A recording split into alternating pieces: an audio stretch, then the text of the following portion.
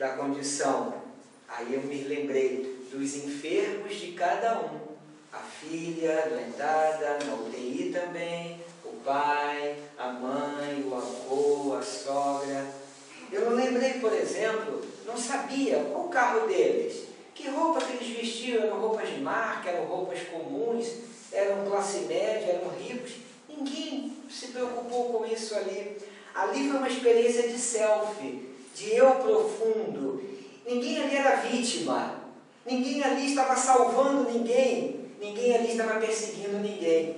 Nós todos ali, unidos pela dor, pela fé, estávamos identificados com outros valores, com outras experiências. Esse é um exemplo simples, porém significativo, de conexão com o eu verdadeiro, com o eu profundo. Ali ninguém tinha pena de ninguém, ali ninguém perguntava coisas inadequadas, ali ninguém perguntava onde você mora, que carro você dirige, não é só roupa, nossa, é assim, ou... Ninguém queria saber disso, porque o sentimento mais profundo nos conectava.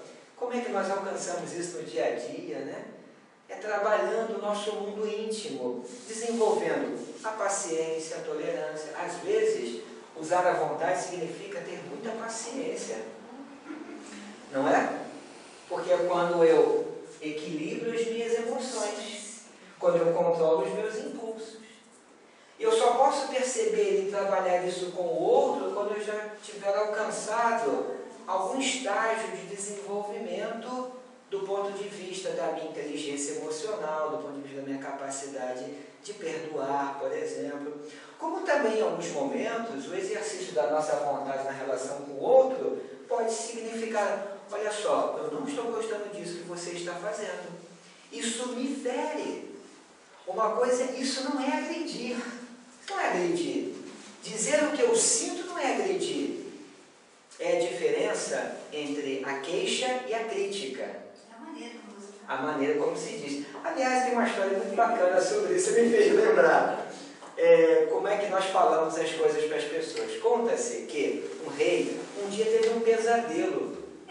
Rei também tem pesadelo, né? E aí ele sonhou que tinha perdido todos os seus dentes. Aí chamou um sábio da corte. Sábio, imagina o que eu sonhei. Contou em detalhes o sonho. Aí o sábio disse assim: majestade, que horrível. O rei já começou a ficar assim, um pouco perturbado com aquilo. Isso significa, vossa majestade, algo terrível. Como assim? Só não sabe?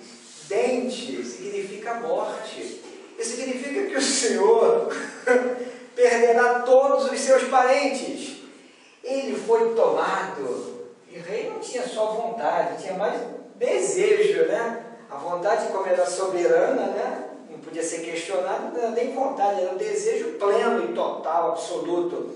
Mandou que fossem aplicadas 100 chibatadas nesse sábio de meia tigela, ou seja, esse sábio despreparado.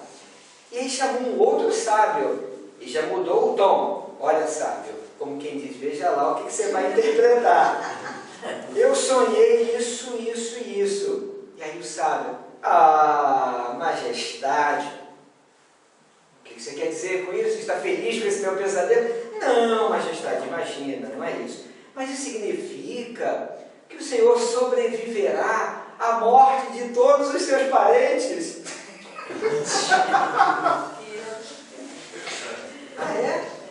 Eu vou sobreviver à morte de todos? Sim, majestade, vida longa ao rei. Muito bem, 100 moedas de ouro para esse sábio. Aí os dois se encontraram lá no jardim. Mas você disse a mesma coisa. Eu não disse a mesma coisa. Você disse que ele ia morrer. Perdão, você disse que ele ia perder. Rei não perde. Eu disse que ele ia ganhar a vida, sobreviver à morte de todos os seus parentes. Amigos, uma palavra que se diz, por mais verdadeira, quando arremessada de forma inadequada ou simplesmente arremessada, fere. Mas eu tinha algo a dizer, era precioso, era uma pedra preciosa. Qualquer diamante, qualquer pedra preciosa é primeiro pedra.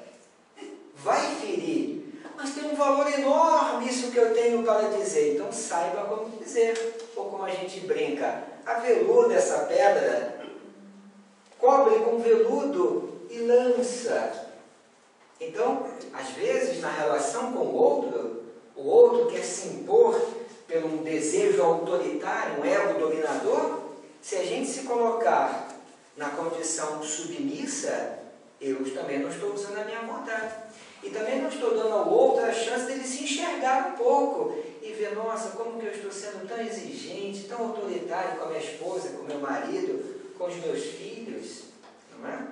Ok? Bom, para a gente encerrar, mais alguma questão?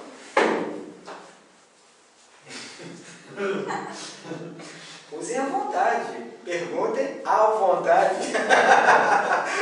Não pode ser consciente da coisa. Nada então? Tudo bem? Então nós vamos. Você quer perguntar? Não. Ah, sim.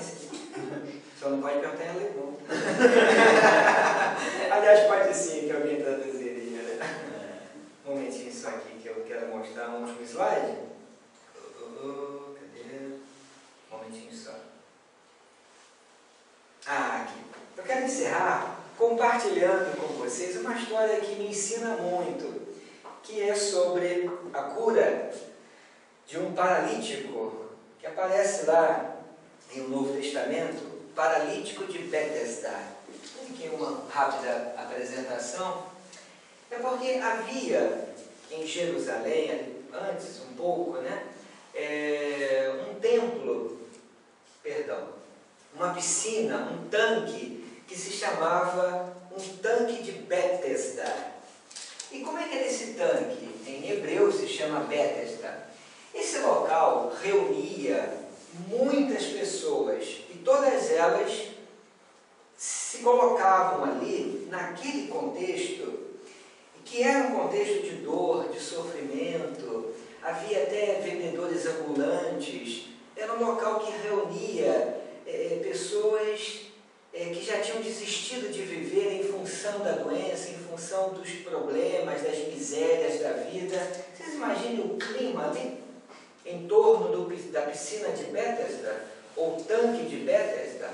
Mas vamos perguntar aqui, por que essas pessoas se reuniam naquele local? Porque havia uma crença, um mito ancestral, segundo a qual, de vez em quando descia dos céus um anjo, que quando mergulhava nas águas da piscina de Betesda, ele agitava as águas de tal modo que, ao se retirar dali, o primeiro enfermo, e atenção, somente o primeiro enfermo que se banhasse ali nas águas de Betesda, ele se curaria de todos os seus problemas, enfermidades, misérias, chagas e assim por diante.